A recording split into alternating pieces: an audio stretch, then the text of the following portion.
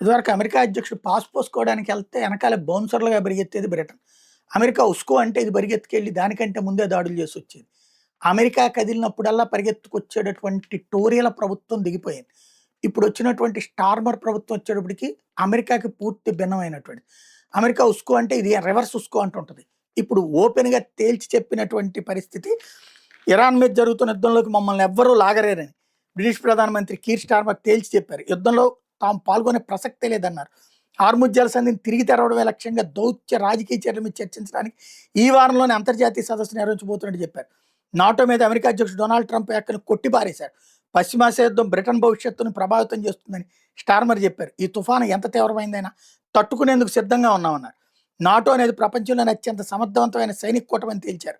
ఈ కూటమి ఎన్నో దశాబ్దాలుగా తమను కాపాడుతోందన్నారు.